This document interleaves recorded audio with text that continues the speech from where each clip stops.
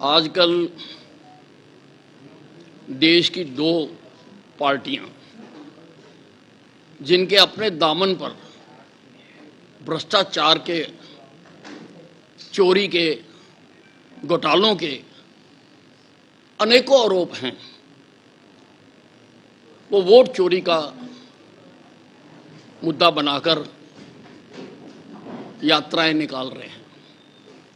ये तो ऐसे ही हो गया कि चोर मचाए शोर।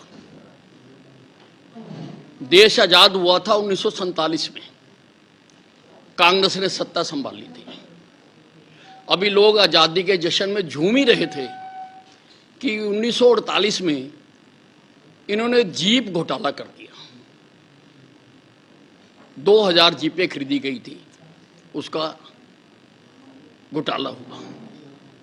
फिर बोफर्स घोटाला कर दिया, फिर 2G स्पेक्ट्रम घोटाला कर दिया, अगस्ता हेलीकॉप्टर डील का घोटाला कर दिया, यहां तक कि कारगिल की विधवाओं के लिए जो महाराष्ट्र में सोसाइटी बनाई गई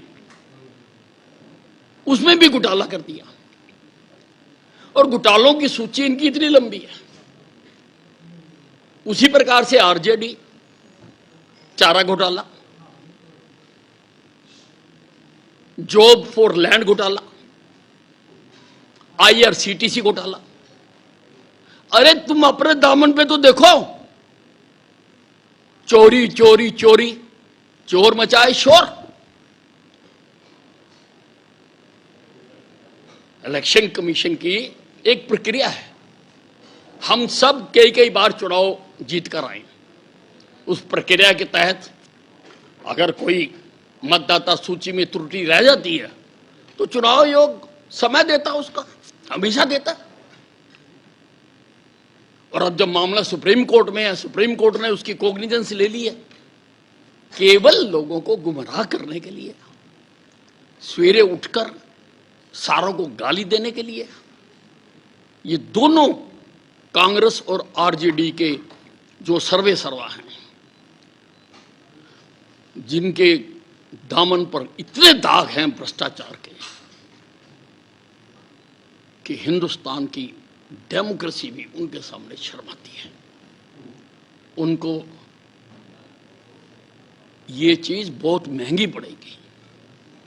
बिहार प्रदेश जिसने, जहां से सारे विश्व को ज्ञान दिया गया, वहां के लोग बहुत ज्ञाता हैं। वो जानते हैं कि ये आजकल किस लिए शोर मचा रहे हैं, और चुनाव में इनको वो इसका सबक सिखाएगी बिहार की जनता। तो सब 4 दिन विधानसभा का सेशन चला है, अंदर भी बाहर भी विपक्ष लगातार लॉ एंड ऑर्डर की सिचुएशन को लेकर आपकी सरकार पे सवाल उठा रहा है। लेकिन मैं समझता हूं कि विधानसभा में पूरी चर्चा होने के बाद मुख्यमंत्री जी ने उसका आंकड़ों सहित जवाब दे दिया, और विपक्ष उसको सहन नहीं कर सका और वो मैदान छोड़कर भाग गए। अगर उनके पास कुछ था तो वहां वो जवाब देते, लेकिन उनके पास कुछ था नहीं कहने के लिए। और सब चीज़ों का, हर चीज़ का, कब कब कौन कौन सा क्राइम हुआ, कब कब किस राज्य में कितने आंकड़े थे, कितने रेप थे, कितने मर्डर थे, उन सारों का तुलनात्मक कल सारा सदन में बताया गया है। और विपक्ष का काम है अपनी आवाज़ को उठाना, लेकिन सरकार ने आंकड़ों सहित उनको जवाब दिया। पंजाब आम आदमी पार्टी के नेता और दिल्ली आम आदमी पार्टी के नेता लगातार सवाल उठा रहे हैं। सौरभ भारद्वाज उनके नेता हैं, उन पर ईडी की रेड हुई है और वो कह रहे हैं कि भाजपा ये सब बदले की भावना से करवा रही है।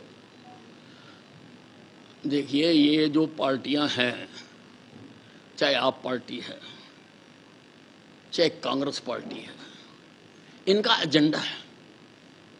इन्होंने बैठ के तय कर रखा है कि देश की जितनी भी प्रजातांत्रिक संस्थाएं हैं,